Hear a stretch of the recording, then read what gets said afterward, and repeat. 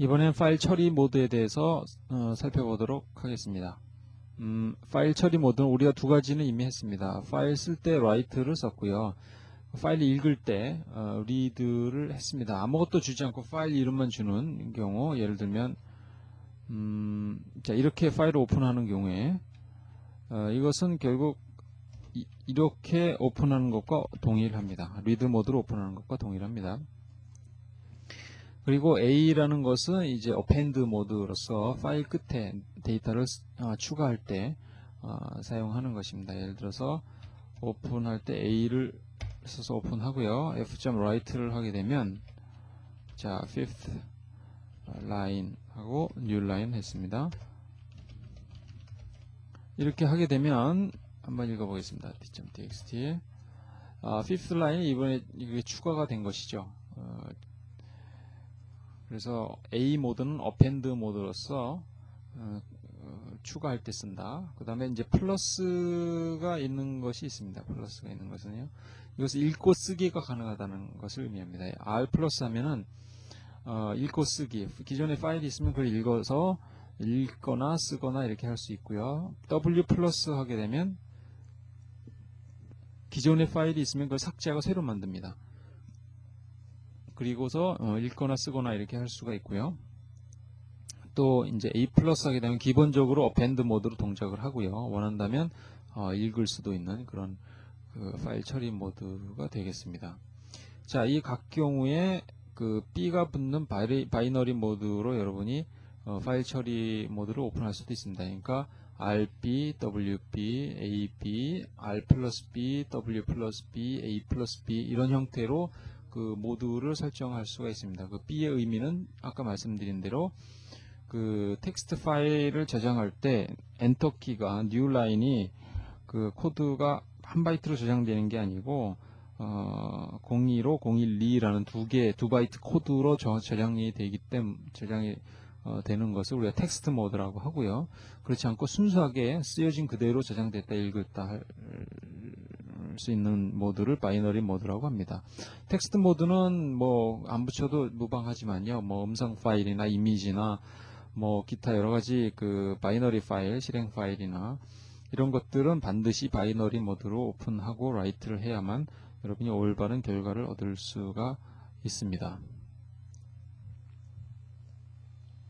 자, 파일 추가의 예는 이미 여러분한테 보여드렸죠. 이미 접근 파일은 그 원하는 위치의 내용을 마음대로 읽는 것을 우리가 이미 접근 파일이라고 하죠. 기본적으로는 그냥 read 몇 바이트 이렇게 했을 때 순차적으로, 혹은 read line 했을 때 순차적으로 앞에서부터 뒤로 가면서 쭉 읽어 나가게 되겠죠. 이제 관련 메소드는 다음과 같습니다. seek라는 거 있고요, tell이라는 게 있습니다. seek라는 것은 그 파일 중에서 이제 읽기 원하는 위치에 파일 포인터를 이동시키는 거. 자, 파일이 있을 때, 자, 내가 여기부터 읽고 싶다 하면 seek를 이용해서 그 포인터를 설정을 합니다. 그리고 tell이라는 것은 현재 파일 위치를 이제 알기 위해서, 확인하기 위해서 사용하는 것이 되겠습니다. seek는 이제 세 가지로 사용할 수 있는데요. seek n이라고 했을 때는 n번째 바이트로 이동합니다. 즉, 기준이 여기입니다. 여기서 0을 기준으로 해서 n번째 바이트로 그 파일 위치를 이동해서 여기서 바로 읽게끔 하는 것이고요. 두 번째 파라미터가 주어진 경우에는 현재 위치를 기준으로 해서, 현재 파일 위치가 여기인데 n이라고 했다라고 하면 여기서 n만큼 이동해서 이 다음부터 이제 데이터를 읽어 나가기 시작합니다. 그리고 seek n의 2라고 주어졌을 때는 이제 끝에서부터, 끝을 기준으로 해서 읽습니다. 그래서 n은 보통 음수가 되고요. 얼만큼 떨어져서부터 읽기 시작할 것인가를 설정하는 것이 되겠습니다. 텔은 현재 파일 위치를 리턴하는 것이고요. 한번 확인해 보도록 하겠습니다. 오픈을 하고요. 자, 리드 모드로 오픈하고요. 그 다음에 f.tel 하게 되면 현재 파일 그 위치를 알려주죠. 내가 f.read 해서 10바이트를 읽었습니다. 그리고 나면은 f의 위치가 10이 되는 거죠. f.seek 해서 제가 5번 위치로 가겠습니다. 그러면 F.tail 하면 어디입니까? 5 위치가 됐죠? 자, 이거 여기서부터 다시 10바이트를 읽습니다. 그러면 5 위치에서부터 여기가 되겠습니다. 10바이트를 읽어서 리턴을 해주게 되겠습니다. 그리고 맨 끝에서부터 10번째 바이트 위치 해라 라고 하게 되면 여러분 2를 이렇게 쓰면 되겠죠? read가 아니죠. seek 5에서 해보죠. 뭐 이 맨 끝에서 5 위치로 가라 라고 하면은 이건 사실 끝과 동일하죠. 맨 끝의 위치가 되겠고요.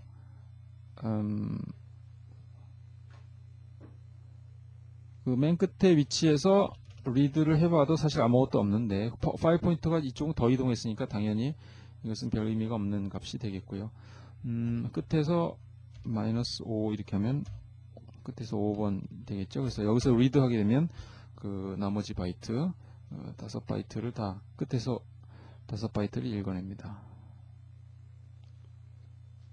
예, 스페이스까지 아닌가요? 하나, 둘, 셋, 넷, 다섯이라는 것은 여기 그 저거죠. 뉴라인 코드를 포함한 것이 되겠습니다. 예를 들어서 -1 하게 되면 f.read -2 하게 되면 끝에서 2바이트를 읽는 건데 여전히 뉴라인을 읽죠. 이것은 그 2바이트로 저장된 것을 1바이트로 모아서 읽기 때문에 이런 현상이 일어나는 것이 되겠습니다. 그래서 아까 그 살펴본 이러한 그 읽고 쓰기의 개념을 활용하시면은 여러분이 쓰고 읽고 하는데 이거 원하는 위치로 마음대로 이동하실 수가 있게 되는 거죠. 일단 클로즈를 하고요. 다시 한번 오픈을 해 보겠습니다. 오픈 뭘로 할까요? A 플러스로 한번 해 보겠습니다.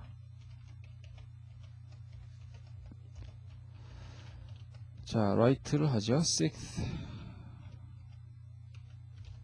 line 이렇게 출력을 하고요. 줄 바꾸기도 포함하고요. 그 다음에 f.seek 0으로 하겠습니다. 그리고 f.read 10을 하면 제일 앞부분부터 또 다시 읽는 거죠. 그 다음에 맨 마지막으로 가려면 어떻게 합니까? seek 0, 2 해서 f.write 7th line 자 이런 식으로 쓰게 되면 뒤에 또 계속 추가하실 수가 있게 되는 것입니다. 확인해 볼까요? 예, 계속 이렇게 추가가 됐죠. 나머지는 이제 여러분이 조금 더 다양하게 파일 처리 모드에 대해서 이러한 메소드들을 이용해서요, seek, 뭐 tail이라든지요, 확인하려면 이제 tail을 쓰는 것이 좋겠죠. 클로즈 됐으니까 tail은 당연히 에러가 나겠죠. read, write 뭐 이런 것들을 이용해서 한번 다양하게 테스트를 해보시기 바랍니다. 자, 이번엔 파일 입출력 예제를 하나 살펴보도록 하겠습니다. 살펴볼 예제는 문자열 치환 프로그램이 되겠습니다. 이것은 파일에서 문자열을 읽어서요, 그 문자열에서 지정된 문자를 다른 문자열로 완전히 바꾸는 그런 프로그램이 되겠습니다. 우선 실행 예부터 여러분께 보여드리도록 하겠습니다. 도스 명령행은 아무래도 이 리눅스 이쪽이 편하기 때문에 저는요 이쪽에서 작업을 보여드리도록 하겠습니다. 여러분 그 소스 보시면은 이제 9장에 이러한 소스들이 있는데요. 자, 이 중에 뭐가 있냐면 replace.py라는 파일이 있습니다. 자, 이 replace.py 파일은 그 다음과 같이 수행합니다. replace.py 하고요, 파일 이름을 주고요, 파일, 그 다음에 source string, 이러한 문자열을 이렇게 바꿔라 라고 지정을 할 수 있습니다. 예를 들어서 sample.text라고 있는데요, sample.text 이 내용을 한번 살펴보죠. 이러한 텍스트입니다. 자, 이런 텍스트가 주어져 있을 때 다음과 같이 여기에서 이제 show라는 게 있죠. 예를 들면 show를 소문자인데 이것을 한번 대문자로 바꿔보도록 하겠습니다. 샘플 좀 텍스트에서 소문자 show를 대문자 show로 바꿔라 라고 하게 되면 보시는 바와 같이 대문자 show로 이렇게 바뀌었죠. 조금 더 저걸 해보면요. A에서 급진적으로 해보면 모든 소문자를 다 없애버려라 이렇게 할 수도 있습니다. 이게 무슨 뜻이냐면 정규식인데요. A에서 Z에서 소문자를 의미하죠. 소문자 임의의 문자를 만나면 그것을 다 없애버려라 이렇게 할 수가 있습니다. 자, 그러면 여기서 소문자를 싹 제외한 나머지만 이렇게 문자가 남게 됐죠. 또는 이렇게 할 수도 있습니다. 백슬러시 W를 언더라인으로 바꿔라 이렇게 할 수도 있는데요. 백슬러시 W라는 것은 정규식에서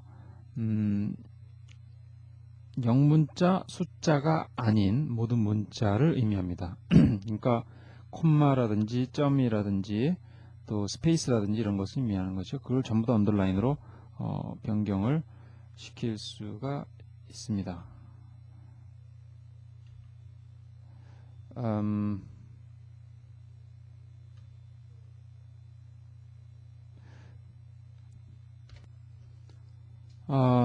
좀 틀렸죠? 백슬러시 그냥 W 하면 안 되고요. 백슬러시 W를 나타내기 위해서 우리가 escape 시퀀스 백슬러시를 하나 더 입력을 해 주어야 합니다. 이렇게 입력을 해주게 되면 영문자하고 숫자가 아닌 모든 문자를 다 언더라인으로 변경을 하게 됩니다. 자, 이제 소스 코드를 한번 살펴보도록 하겠습니다. 자, 소스 코드는 이게 전부 답니다. 몇 줄 되지 않죠? 우선 이것에 대해서 잠깐 설명을 드리도록 하겠습니다. 메인이라는 그 이름이 있는데요. 이것은 모듈의 이름을 가리키고 있고요.